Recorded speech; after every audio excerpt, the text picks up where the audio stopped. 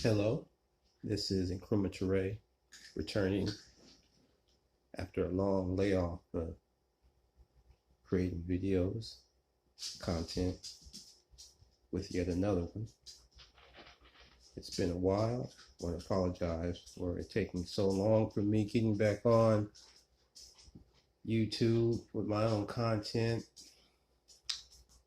A lot of things that I won't go into detail with have transpired since the last time I spoke on a video, which I believe I was speaking about history of the Pan-African Congress, and I intend to get back to that and other things that I'll be covering as time moves forward. At this moment, I would like to just give my thoughts on several issues. Well, I'll have to see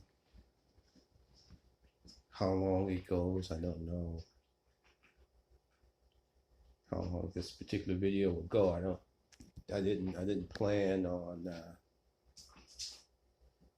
time frame. It can be 5-10 minutes. It can be 2-3 hours. We'll have to see. These are just my political musings. This video will be entitled Political Musings Part 2. This will also be a series. It's just my random thoughts on the top of my head, some of my opinions on certain issues, some of the things that I've observed in my life. Some things will be current, other things will be things that are connected to the past, of course. And at the present, we are all dealing with the coronavirus. And personally, I'm doing very well. I've had to go to work, but for me, it's fortunate that I work alone as a supervisor. And I don't necessarily work in an office, so I don't have to be around a lot of people in close contact with them. So what I do is I am a security supervisor. Others who drive and stand post, I check up and service them and service the accounts.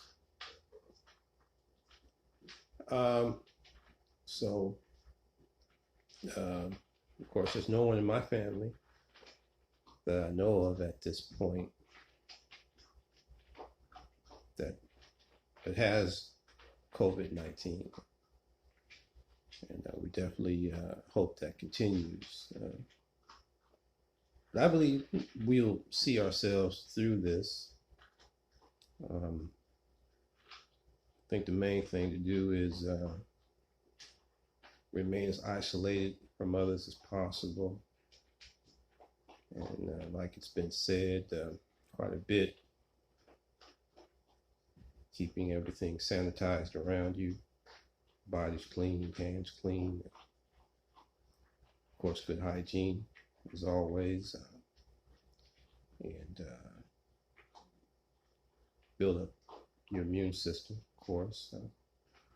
I've always taken B12, B6, vitamin C on a daily basis.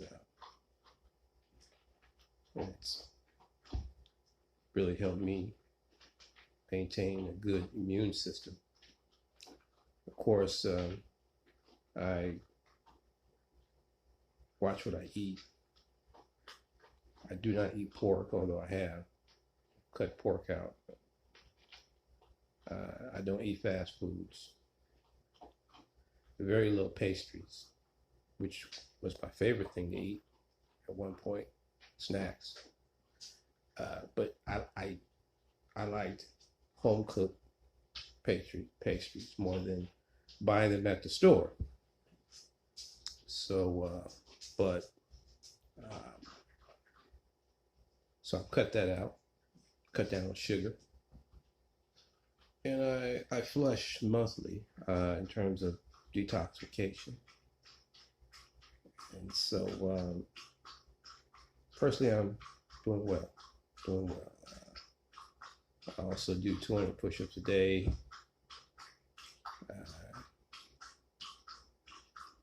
Work out in the gym, of course. So, but however, one caveat, I do like my cigars. Full disclosure, I do enjoy a good Maduro cigar. So, and there's people on YouTube that know that. YouTube friends that know that. So, I'm doing well. Just want that to continue for myself and my siblings around me, other loved ones that I care about, and friends. My circle of friends, which is a very small circle, and that's by design. But I just hope everyone else is doing everything they can to protect themselves at this point in time, because obviously we're all well aware that you can get it almost anywhere. You touch a surface, come too close to someone. So I would admonish everyone to remain as isolated as possible, of course, and be very careful. Those who have to leave home. I still do, because again, I have to go to the job, and then still some things that I need from the stores like everyone else. So I have to go out. There's no one that can go out for me. So I try to be as careful as I can, although I don't wear a mask though. But yeah, I've been considering it though, considering wearing the mask. But I have to see. But at this point, I feel very, very good, health-wise, and plan to keep it that way. There's some things I want to do. My agenda is not nearly my life's agenda. It's not nearly done. I have a lot of time. So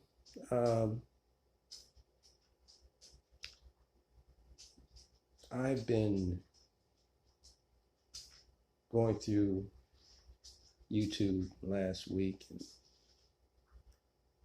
and I still hear a lot of the brothers complain about women.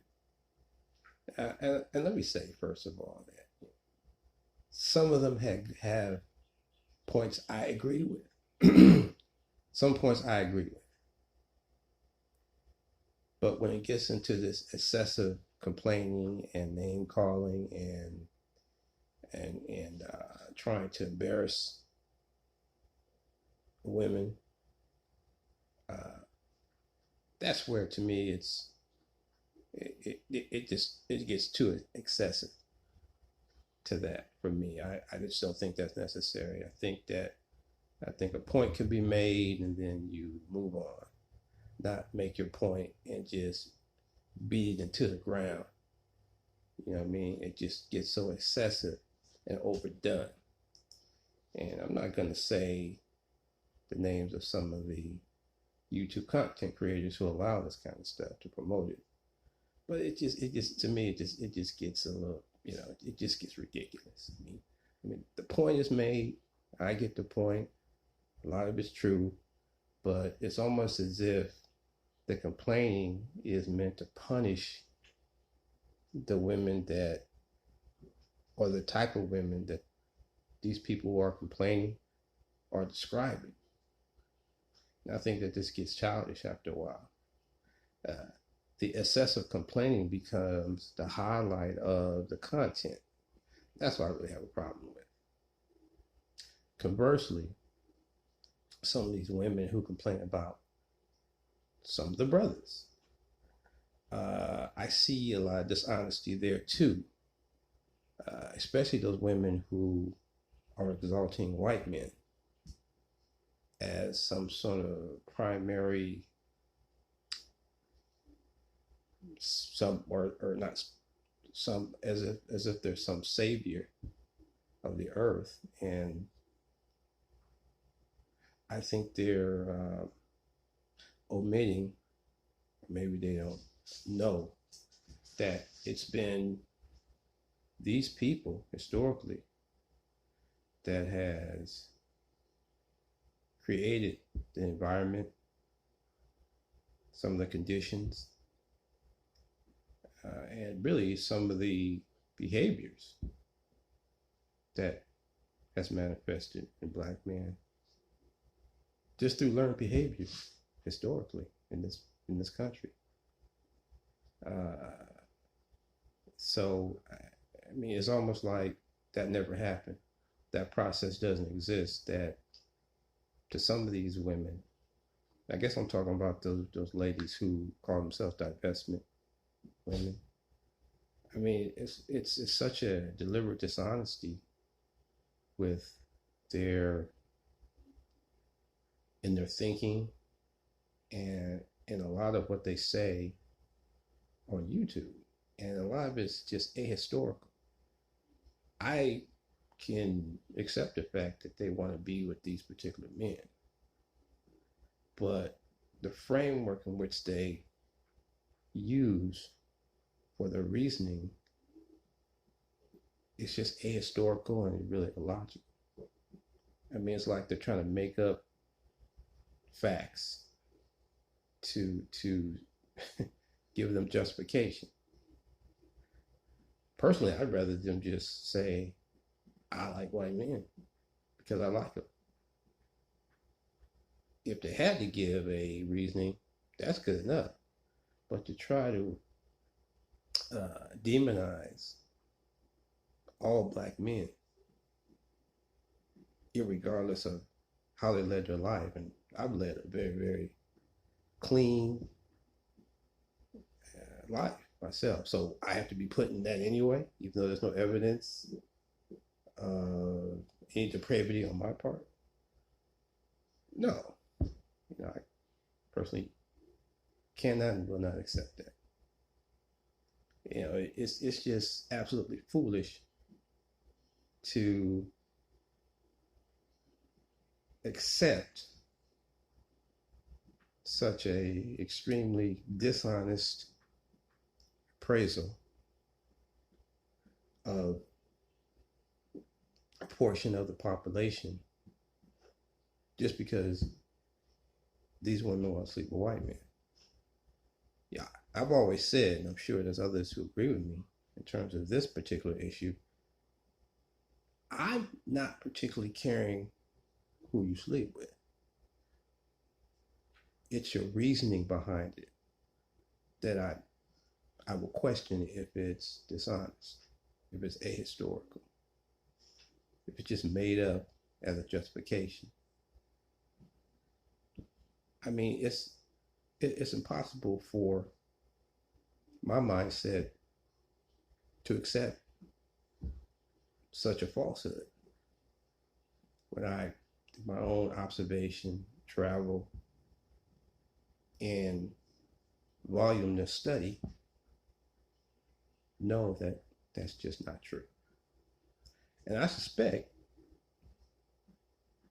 many of these divestment women know that what they're saying is untrue as well.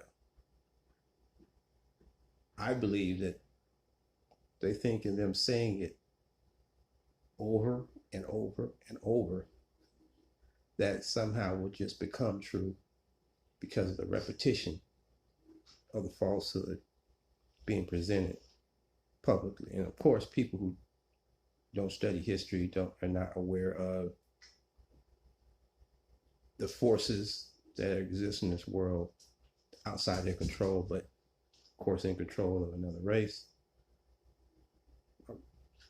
most likely prone to fall for those very falsehoods that many of these divestment sisters on YouTube that I've heard.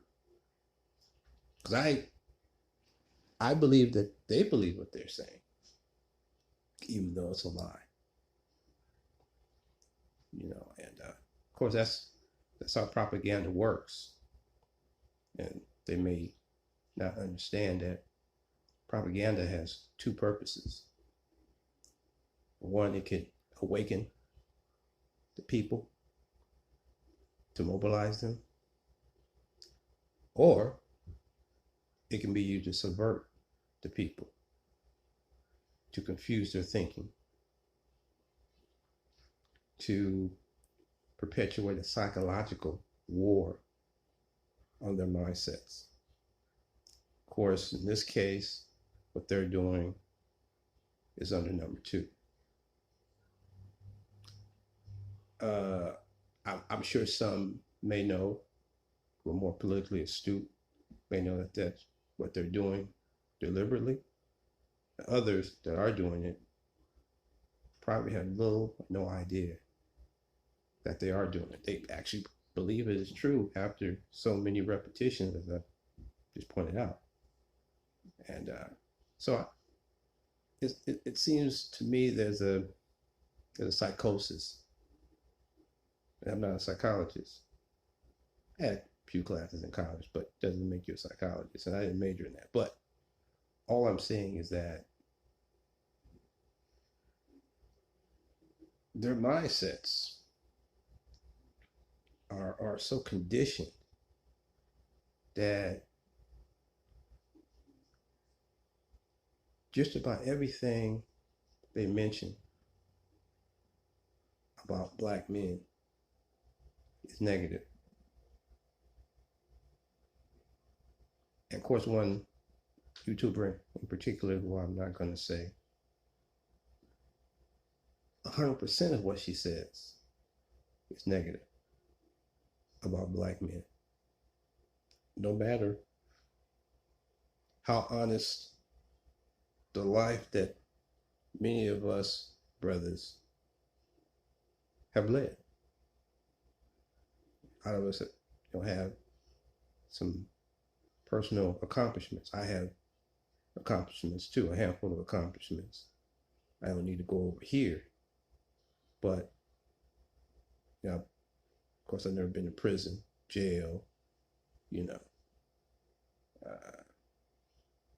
just had 2 traffic tickets my whole life. I mean, and it's not to impress anybody, but that's how I wanted to live my life. And yet, because of the psychosis that these women have in that particular group, I have to be lumped up with those who have indeed had the kind of life that they are pinning on other black men, and which is only through learned behavior of whites that exists in the first place and perpetuated as such. And so, I just see a dishonesty there.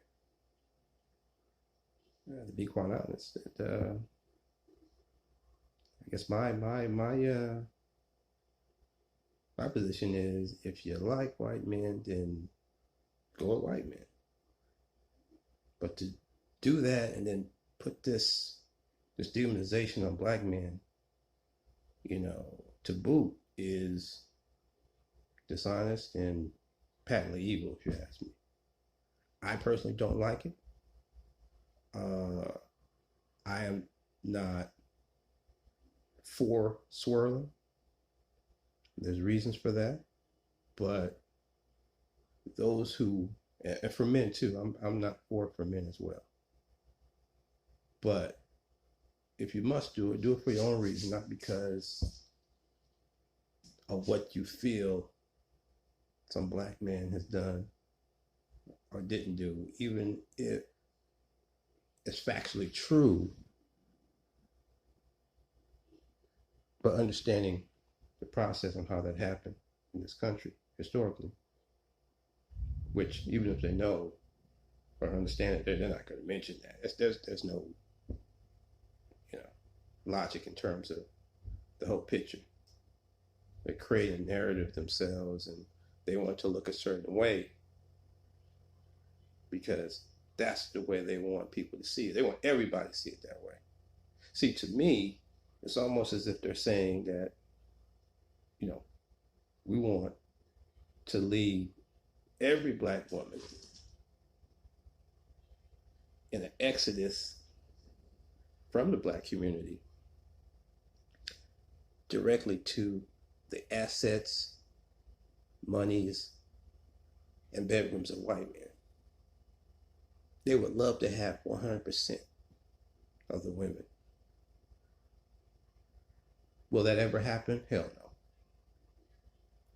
But I understand just by my observation and my understanding of their position. They would love that. They would love to pull, and they would love to pull women to their side of things that would otherwise never take a second look at it. That would be a victory for them. Of course, it's never going to happen. But a lot of the weak ones, a lot of the sisters who have questions on their identity will be the ones that are susceptible to do just that. And so that certainly creates a problem as well. Because if they got this opportunity and were successful, it would decimate the black race. On the other hand, I also feel that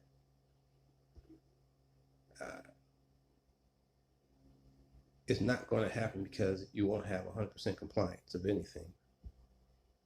There's never a consensus of anything.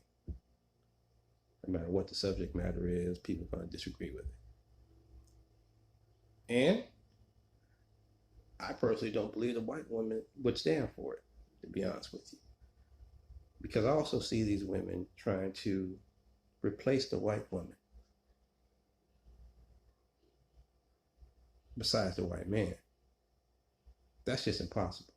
They're trying to, therefore, disturb a social order that have established white supremacy, which seeks to maintain dominance globally until the end of time. They're not going to allow a member of a race that many of them hate, and it's almost a duty and a pleasure for them to do that for a lot of white supremacists, to allow their women that is organic to their existence, who is the manufacturing centers of future racists, who raise these children and rear them while these white men continue to plunder and steal resources that don't belong to them. On the other hand, come on. I mean, who do these divestment women think they're fooling? That's never going to happen. And I will say this, and it's just my observation, cursory observation, mind you. The resolve of that not happening is going to come from white women. They're not going to allow, I would imagine, black women, no matter how well they give undue attention and respect and or kiss white ass, that's not going to change the status.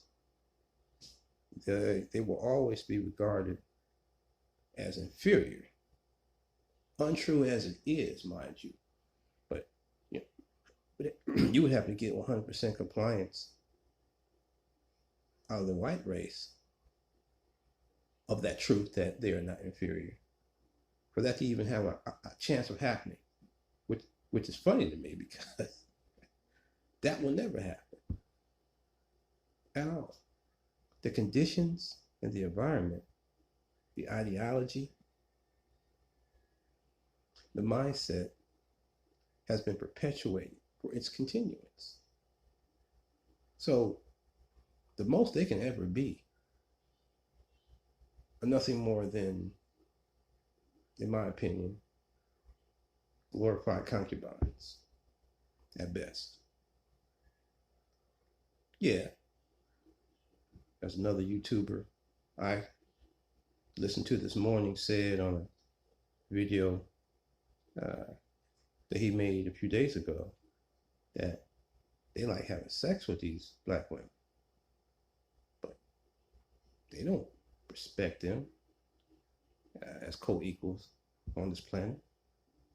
And I believe whether most of them are harbor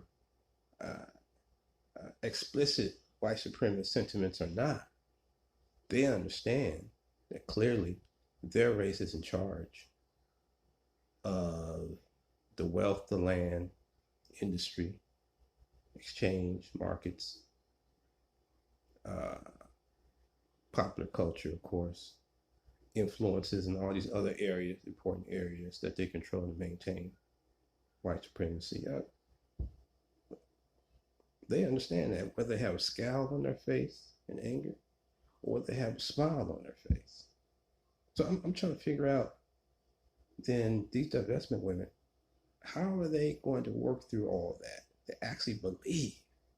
I mean, it's like a fantasy to believe somehow that there can be regarded as co-equals. I mean, question, is it because they're sleeping with white men? Is that supposed to somehow make them change their mindset that they have historically established and continue to perpetuate through their institutions?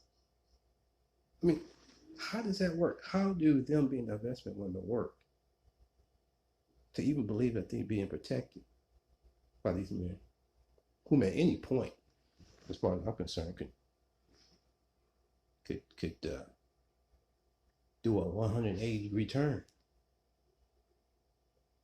And without going into details, there are many examples of women and children being murdered, swirling women being murdered by their white husbands. I mean, that's the worst case scenario. And of course, I haven't even looked at the other things that happen. People get thrown out the house, you know what I mean, or get left behind, you know, or get unceremoniously divorced, you know what I mean. I'm sure there's a litany of examples, you know, that I'm sure I could find that can prove that point. So I'm trying to figure out. I mean, is this supposed to be some sort of game here, or they actually? I mean, they really believe that, or is it that they really just don't understand white supremacy? I don't. Now, again, you know, they can do what they want to do, but just be honest while you're doing it. Don't create a mindset just to pull women in who otherwise would never take a second look at that type of thinking. It should happen naturally. That's the case. But we know that by and large, a lot of it is influences and how you think. I don't believe that many of these women who believe as staunchly as those I see on YouTube do, I don't think they have or use critical thinking skills at all. I think most of what they're doing is emotional. Because really, if you start looking at it critically, they have to ask themselves, is it is what they're doing uh, productive or unproductive for themselves and other black people that are connected with them? But whether they like it or not, unless they're on this world without any other relatives, of course they still have friends though that's connected to them. They have some connection to other black people.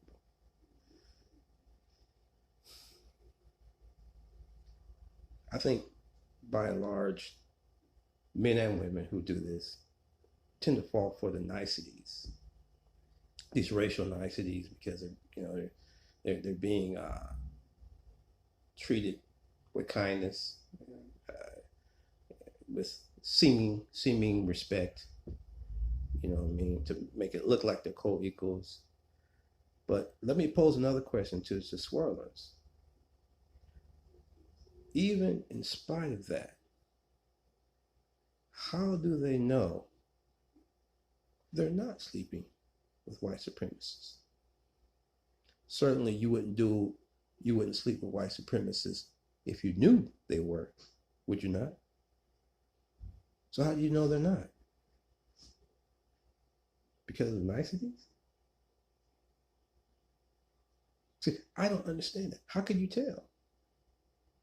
If you did answer these questions, and I've never got an answer from the swirlers yet, I've asked these questions in comment sections around YouTube for a long time. So if you can answer that or not, then what is precisely your point? You can very well just go with them and say nothing. But it seems part of the program is necessarily demonizing black men. I'm trying to figure that out. Why does that have to be part of it? Are you trying to just anger men to see how pissed off they can get? I mean, I don't know what the point is here. And I'm not part of the Manosphere or SYBM and all these other MGTOW. I'm not part of none of that. I am an Incrumis Terraeus revolutionary, though. I'm proud of it. I am working on the liberation and unification of Africa under an all-African Union government. So if you want to know what I'm all about, research that and you'll understand. I've studied Kwame Nkrumah and Sekou Touré and others, but primarily those two. Their speeches, their philosophies, their writings, their political works and programs.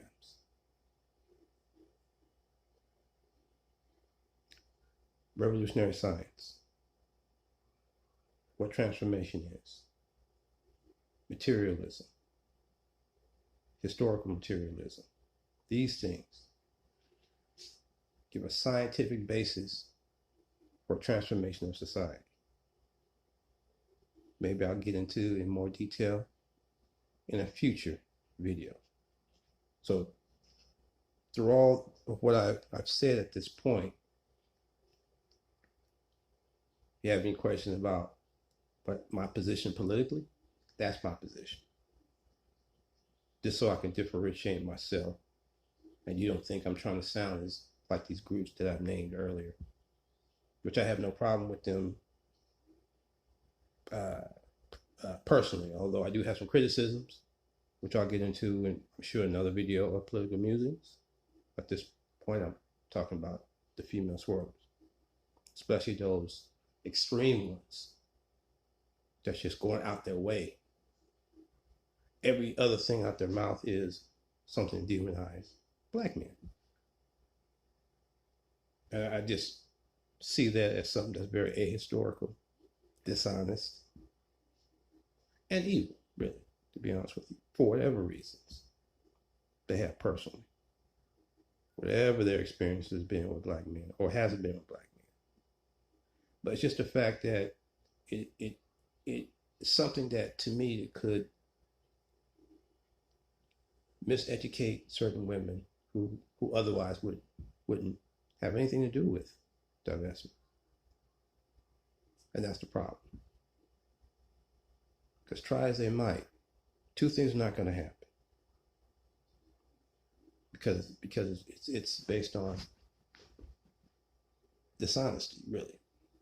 One, they'll never lead 100% of the women in the exodus to the bedrooms of white men.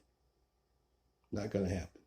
Two, you're not ever going to have 100% consensus from any group on what you're doing. Better to just do what you have to do for yourself and leave other people alone. But I know that's the attention gainer.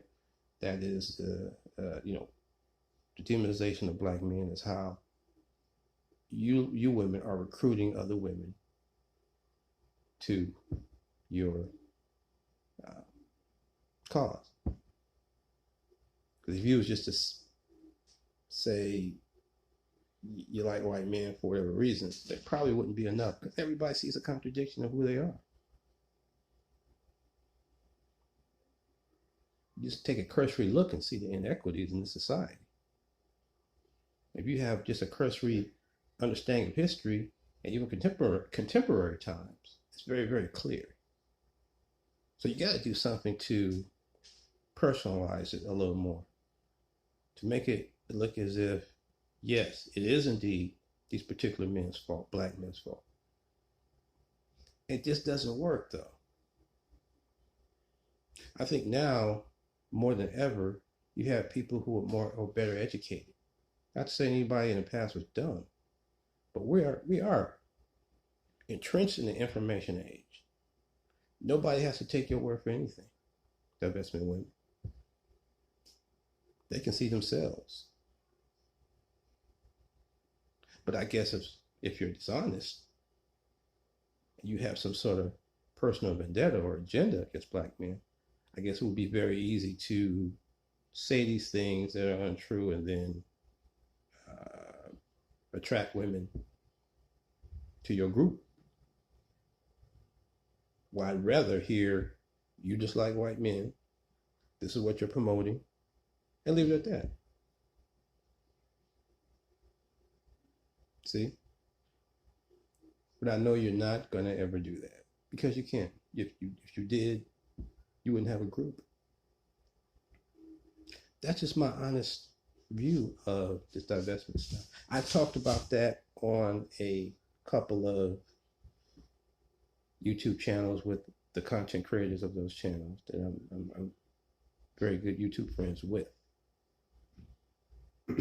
So I through those two, especially one in particular, I have seen, or correction, I have heard many details because she was once a divestment woman.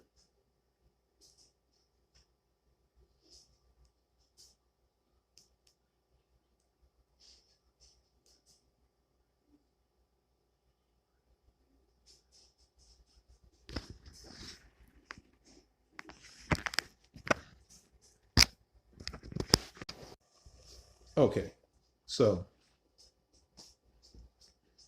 but again, I just think it's just dishonest the way they go about trying to build their group.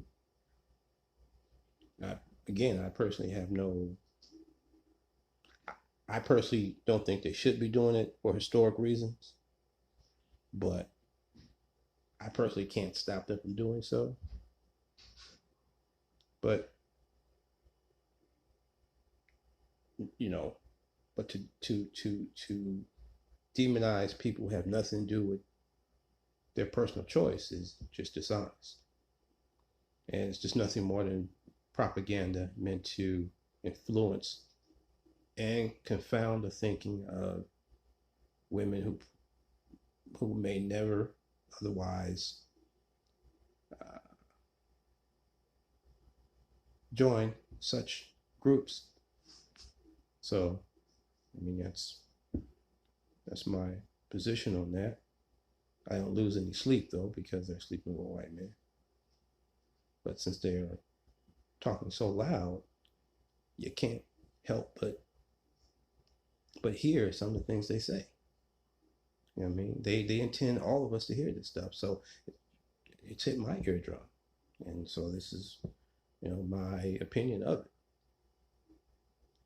So, but, I think as time moves on, I think they're going to find out the white woman is just not going to allow those type of black women to take their spots, if you will, not in the white community. Of course, yes, they may be the white men, but they're not going to be regarded as co-equals. I think those sisters must understand that. And many of them want to take the place of white women. And they can't deny that. Because in order for them to be truly respected, that would have to happen. It's not going to happen. And that's the only way it could happen, as far as I'm concerned. So if there's any resolve to stop them, the white woman is going to come from her. That's my prediction. It's not going to come from black men. No. The white woman is going to let you know what time it is. And I've arrived at that opinion through my observation of other swirling couples of men some who I've grown up with, a few in my own family, my study of the concept, and some of my travels. So, I can deduce at this point, it will be the European, a white woman, that shows these swirling women the folly of attempting to supplant her as a primary woman in the white community. We'll see how these swirling women react, what their response will be. So that's my position there. On the political front, it looks as though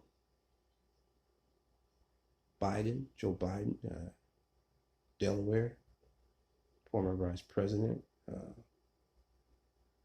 I think he will probably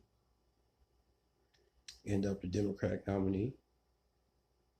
Of course, he will lose to Trump in a landslide. I say that only because, and I'm neither a Democrat or Republican. I once was a Democrat though when I was younger, but yeah, as a revolutionary,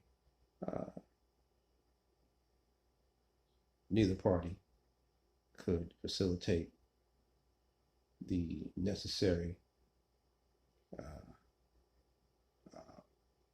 things that our people need to be free.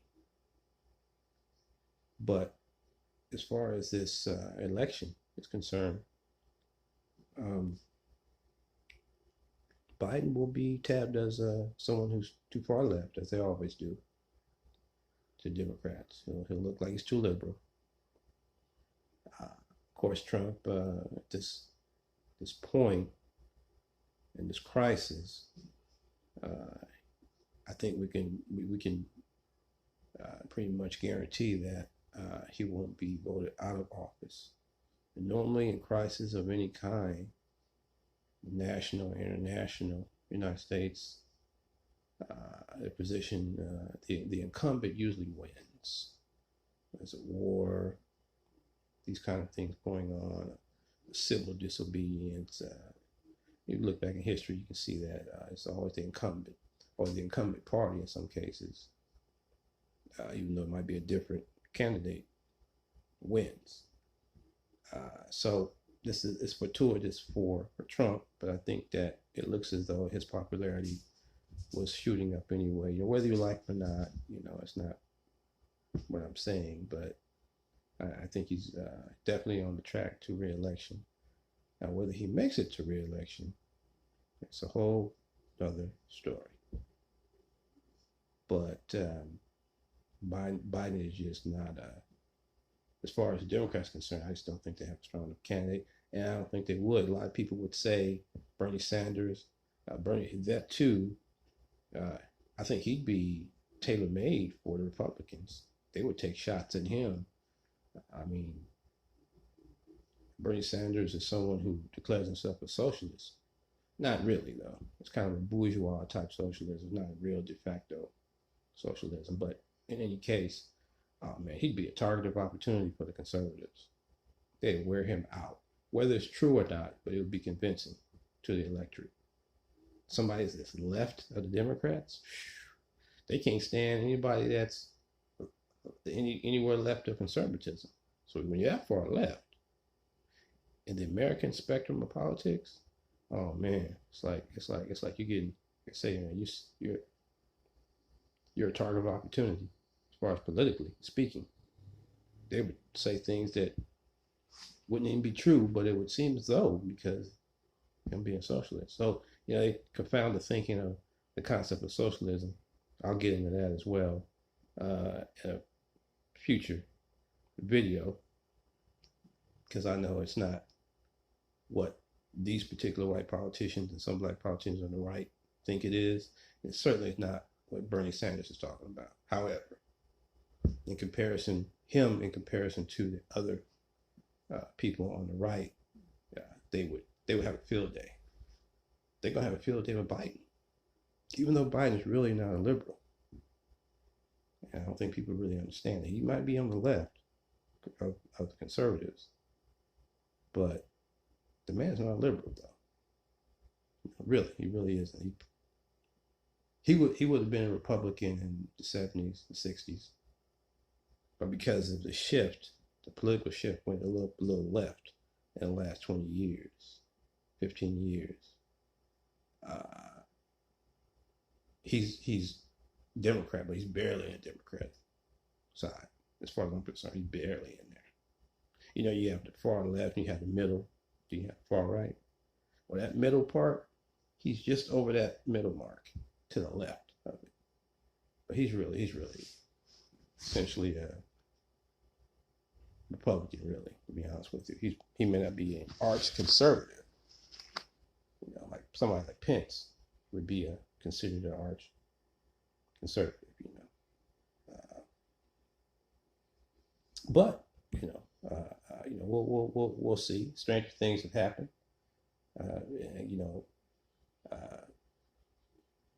Barring a total catastrophe, a total incompetent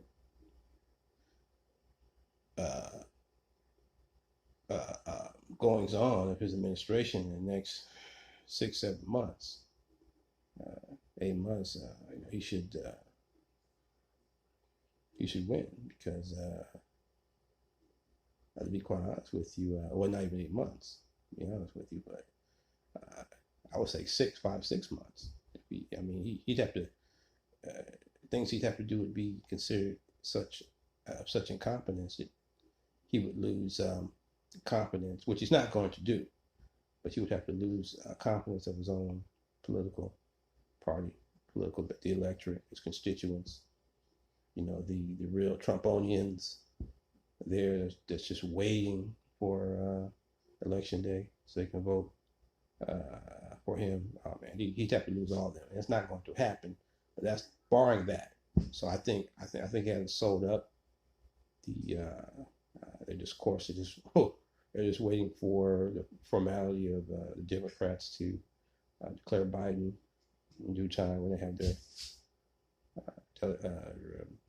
convention, Democrat convention, as a Democrat nominee, and what he accepts. But we kind of know what's going to happen. Really, we have an idea of it. I predict Trump wins in a landslide if he gets that far, of course, as far as health-wise. I think that I'm gonna go on a limb and predict anywhere from 53 to 55% of the electorate, and he'll get a landslide of the electoral college as well. I'm not gonna go. I'm not gonna say what the count is. It's no telling, but it's gonna be a bunch, though. As I said, so it's gonna be very. It's gonna be very interesting when the time comes. I'll see how right or wrong I am, because it's just the top of my head. This is just a political musings part 2, and just my thoughts on what's been going on around the United States and around the world.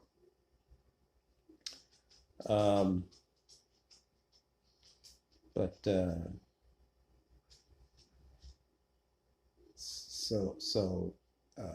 but as far as now the stimulus package,